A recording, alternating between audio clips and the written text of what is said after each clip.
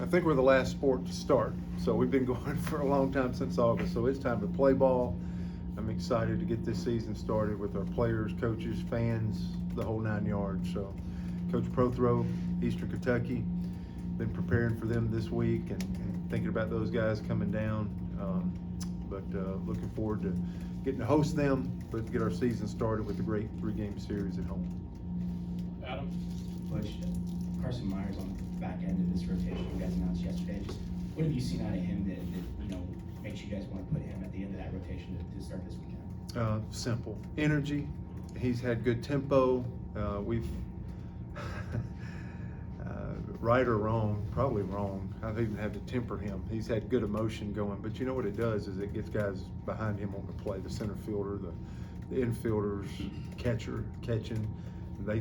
He's kind of earned that right of that energy guy. And I always think about game 3 after you've played 2 games and you're coming out for a 3rd game. I always thought Sundays or game 3s were about toughness and trying to keep your mind going into a 3rd day, and you kind of want somebody to bring that energy that's fresh.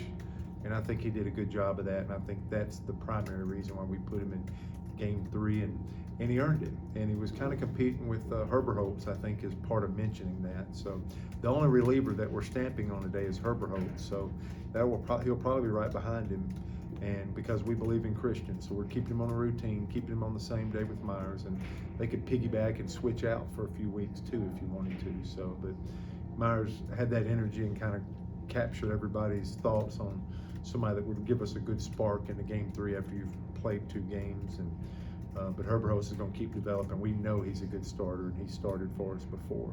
And so we'll piggyback those 2 guys. Hopefully a combination of those 2 will put us in good shape.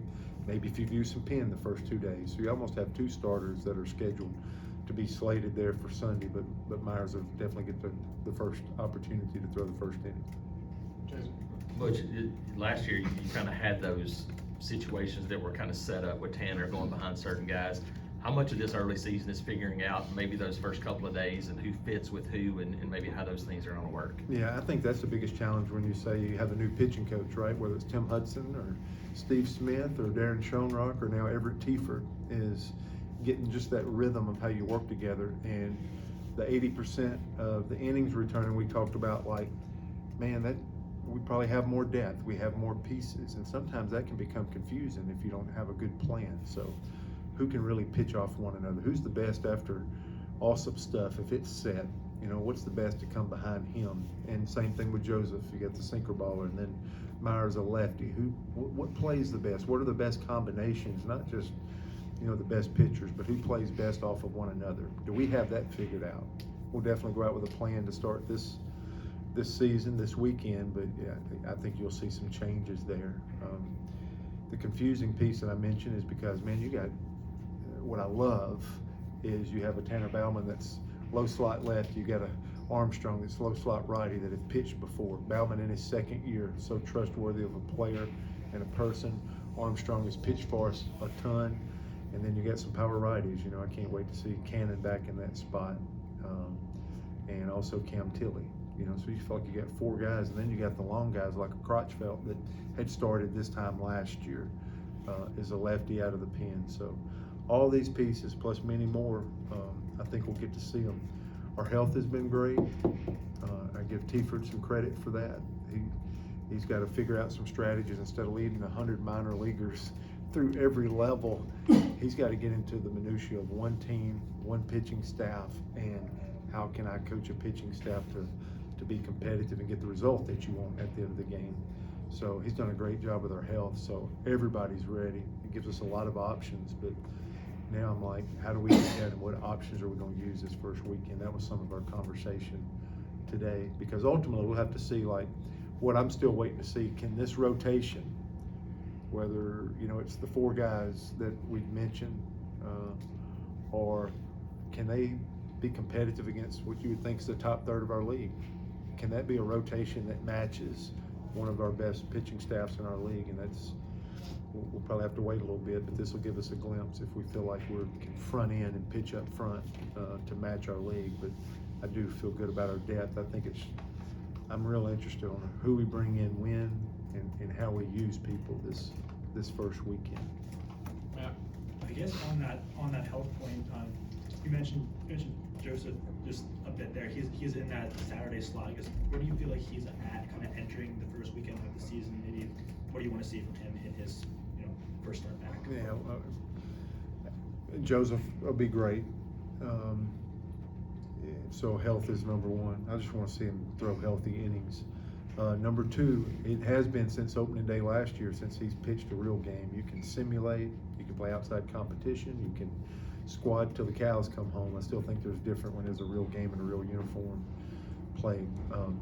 It's gotten better each of his outings this preseason, I guess, but I don't think he's mid-season form. I don't think the sinker's quite where we want it to be, set, being able to move the ball to both halves of the plate. He's got a four-seamer that's been going pretty good.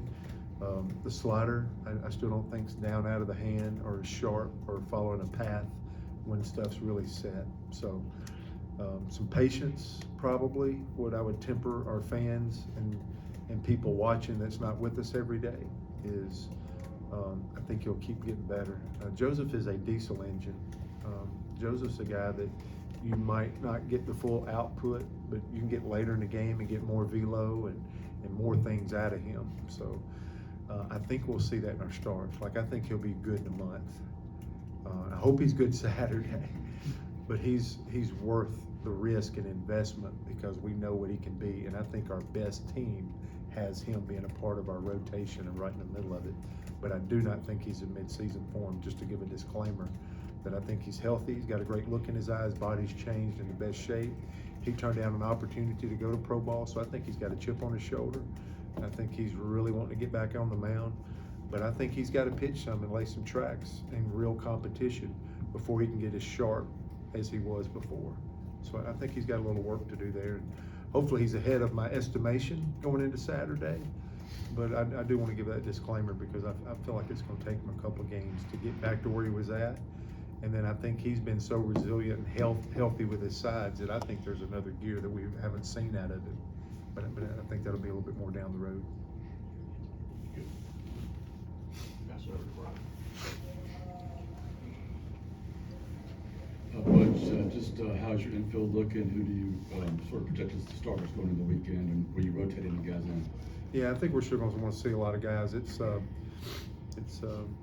It's deep enough to where we feel like, once we roll starting lineup out there tomorrow, there's still more pieces that we want to see. McMurray looks like he's ready to go. We'll try to start him all 3 games at first base, I think, this weekend. If not, then, he's still coming off of a procedure from the fall, but we've been kind of protecting him, and we think he's ready to go out and do his job. Second base, you got a Hernandez, a Caden Green. You really just, the other 3 spots, you just need to talk about a ton of people. It seems like Weiss has probably got the lead to where I've seen Gabe and Carl kind of set Weiss more consistently every day at shortstop. So I think he's ready to play that position.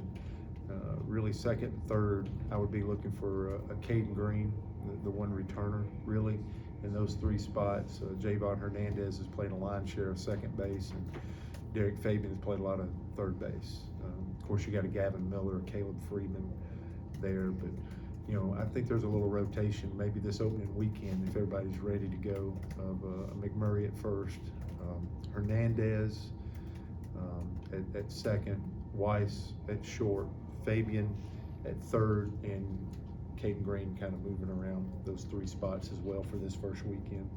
If we go deeper than that, then somebody got banged up, even though we're going to want to look at more pieces. We're seeing a left-handed starting pitching the first 2 games, so you're thinking probably a little bit more out the gate of right-handed DHs.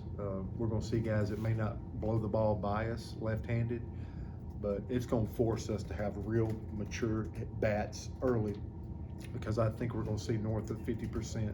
We're going to see a majority off speed, and it might be overhand breaking ball, it might be lower slot sliders, so we have to stay in our posture, we'll have to evaluate and see pitches. I think that's the challenge that these 2 starters for Eastern Kentucky will present for us. So probably right-handed DH, and it might be a different DH every day. That's how many guys we want to get in there. So Freeman, Miller, if they start the righty on Sunday, then Christian Hall has gotten a lot of at-bats and had good at-bats. could be a DH candidate there. I think you know what you're gonna get in the outfield when you start going Pierce and Stanfield and Mainers. Then we got those two young freshmen that, you know, how can you get them developing and get them in the game? Talking about Cade Ballou and a Cole Edwards type deal. And then probably the elephant in the room for me is can Ike Irish be a frontline catcher in the games? He's grown so much, he's developed so much that we have some believability there. So seeing Ike back there getting us started is something I'm really interested in, being a pitching guy and feeling like he's one of our top 1 or 2 best hitters in the organization. Can he hold up back there? Can he serve a pitcher, still get his hits, and do it now that we're at a real season? Jason.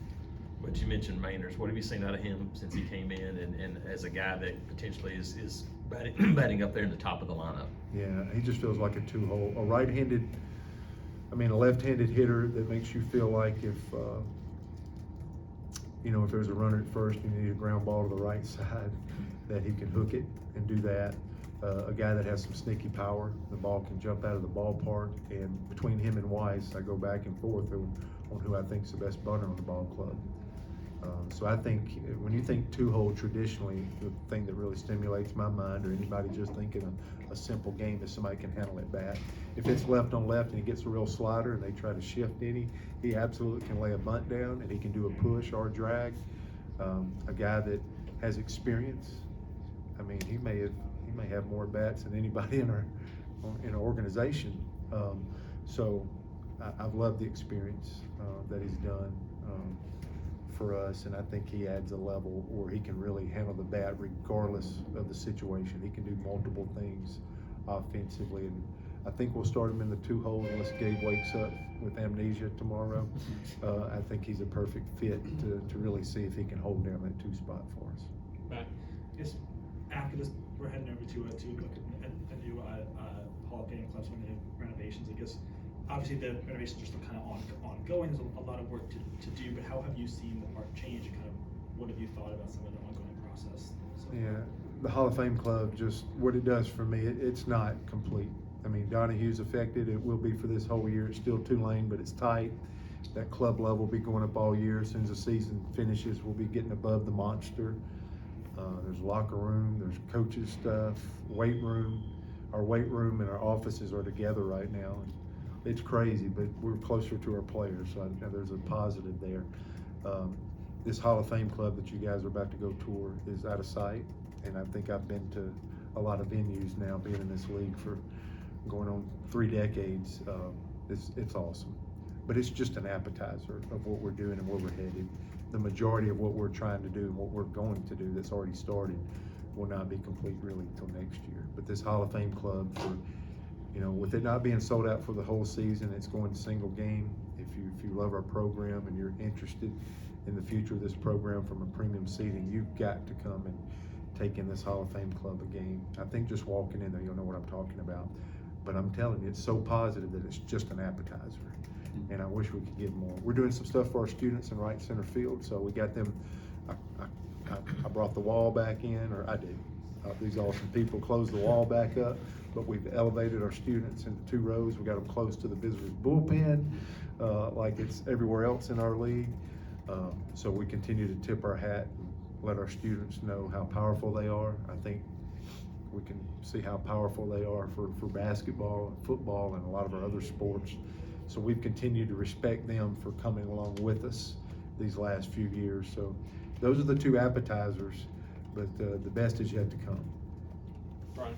Yeah, you mentioned Caleb Freeman as possible DH, not a guy I've heard a whole lot of. What does he sort of bring to the table, and how's he sort of fit in his first season? Threatening.